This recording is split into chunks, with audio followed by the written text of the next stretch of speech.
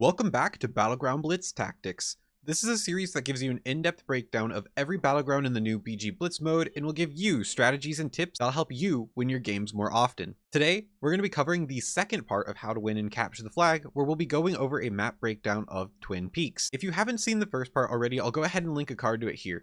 I'd highly recommend watching that first as I go over the offense versus defense roles, what each role should be doing in capture the flag, general tips for capture the flag, and a segment on carrying the flag itself. Again, this will be a shorter video going only over the Twin Peaks map, so without further ado, let's jump right into it.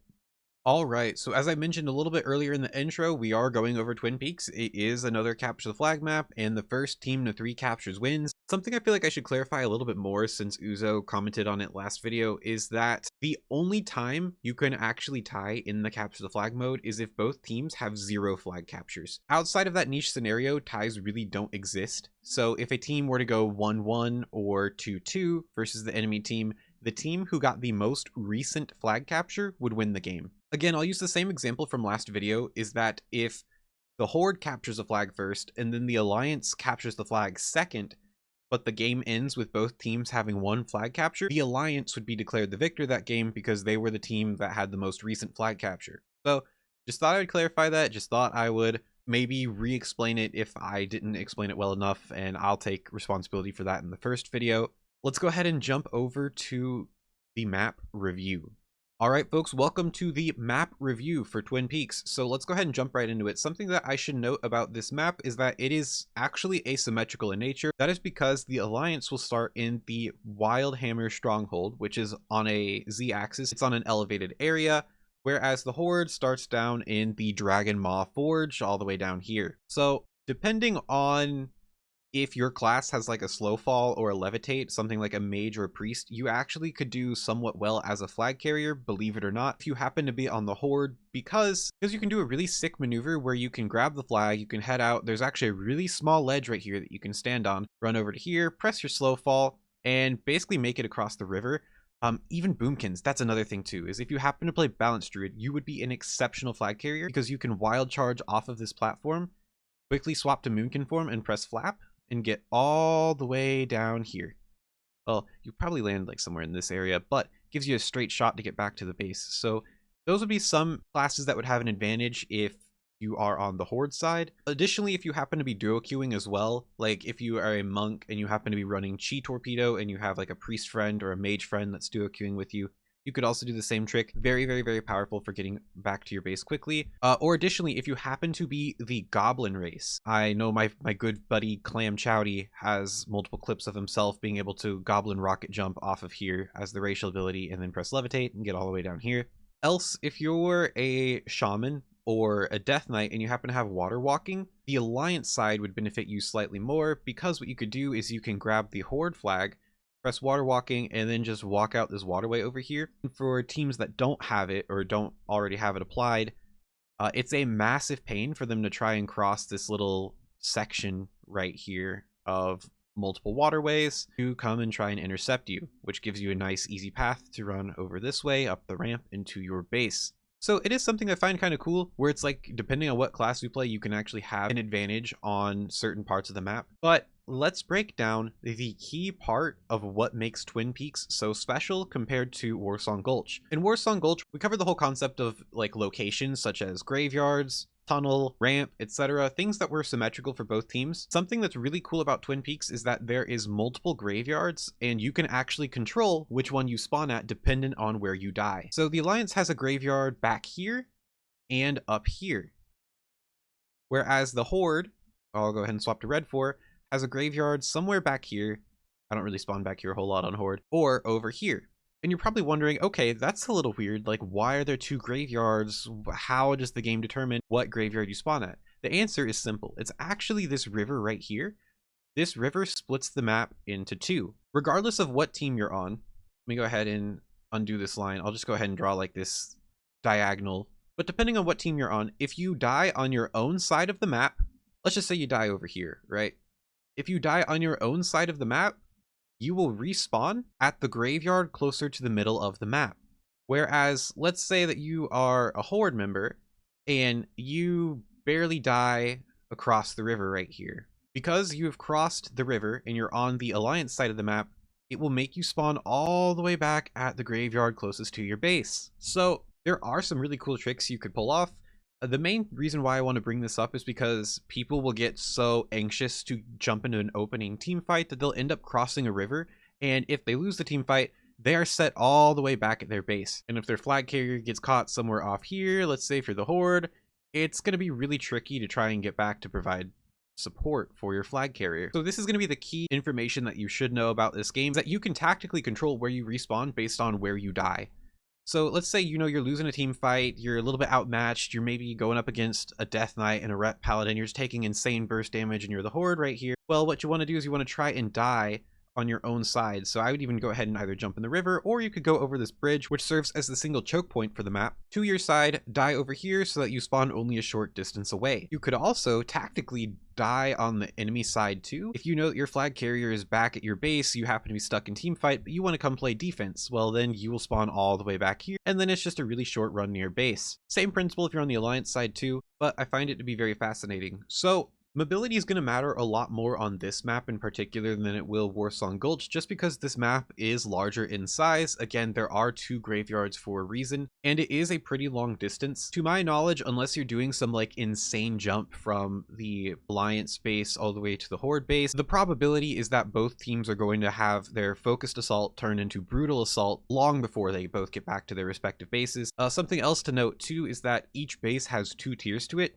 So even if you come all the way up these stairs right here, if you go inside the base and up to the right, there's a little bit of staircase on the right, and there's a little ledge over here that the flag carrier will more than likely be sitting at if they're not already on the flag cap. Same principle for the Horde. You go in and the stairs will be to your right, even though on the map it's going to be to the left. And you can come up here. There's a little platform right here as well. Generally, it's the safest place to go because it's like if you are a monk or somebody with a teleport, you can set your teleport up here and drop down. You can bait everybody into coming to try to attack you, and you could just teleport back up.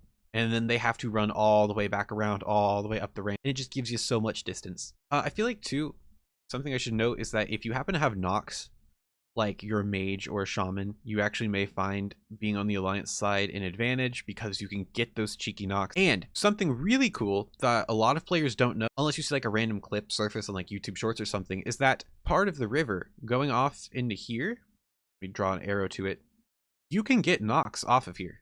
So if you catch a flag carrier and the flag carrier is standing close enough to the edge, you could easily press a knock, kill the flag carrier instantaneously that way. I think the flag takes like a couple seconds to return to its base. I don't believe it's instantaneous, but I may be mixing my facts up with Eye of the Storm. But that's a really cool way to get a cheeky flag return. All right, so let's talk about power-ups real quick.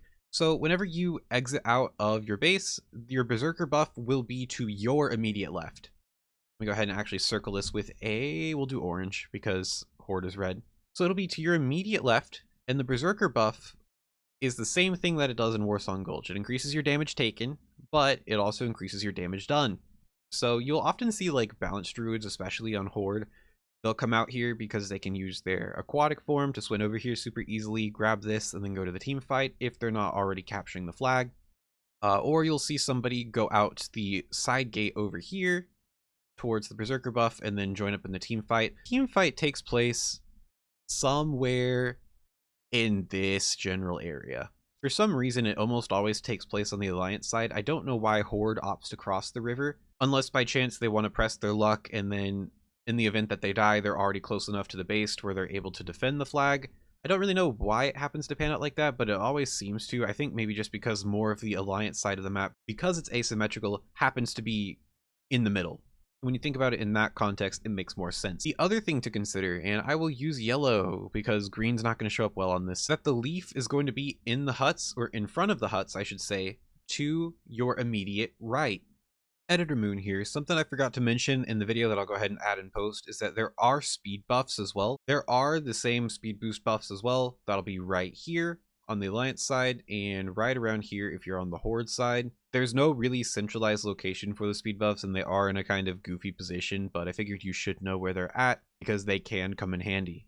So that's really cool. Something I want to note is there are really niche cases where if you are the Alliance in this mode and there is 2 minutes left on the clock. You just need to quickly turtle. You know, you may not want to stay in your base because you have a lot of open area. It is a Z-axis. This temple is pretty damn huge. You can actually turtle inside this little house right here because there's a little stairwell that goes down to a lower platform, and you can just camp here until the end of the timer. Again, this really only works for the Alliance side, but it's something that's really cool. We used to do it in RBGs all the time. I don't know if you'll be able to as much just because, again, Focused Assault ramps up super quick in Battleground Blitz. And then before we close out today's video, I do want to do a short segment on carrying the flag itself because it can vary a little bit depending on what team you're on. So I just want to give you a little perspective of both of those. So let's start for the Horde. If you are the Horde, chances are you're going to be going out this right gate immediately. You can even jump across this log right here to where you don't need water walking necessarily. You can run straight through the river. And then the team fight will happen probably somewhere in the Alliance side of the map, just because it is the central point of this map. Or at least if you were to circle like a big circle right here, you'd see there's more Alliance area than there are Horde. But if you are a tank, you can either go directly up the tunnel, or my preferred route is to go up this side ramp right here because it's nice, it's narrow, it's thin. You've got this really big corner here of the Alliance base itself that will provide you line of sight from casters, and it is a massive pain in the butt for people to come and try and peel out of the team fight to come and kill you, because they essentially have to push through your whole team, who's now at this point somewhere around here. And then once you grab the flag, 9 times out of 10 it's better just to go out the same way that you came. There's really no point in going the other way out unless for some reason you're going to jump off this ledge right here. But even so, you could do the same thing just on this side and avoid having the probability of being right next to the Alliance graveyard, because this is bad news. This will equal a tombstone, and we don't want to see that. So same thing when you're the Alliance is that you will likely come out this gate. You'll actually come down the middle ramp here. A lot of people will even try and make this little jump. You can jump off this edge to this ramp right here and take very minimal damage. And chances are you'll probably end up in team fight somewhere along here too. But if you are the flag carrier, what you can do is you can break off towards this watery area and swim in here.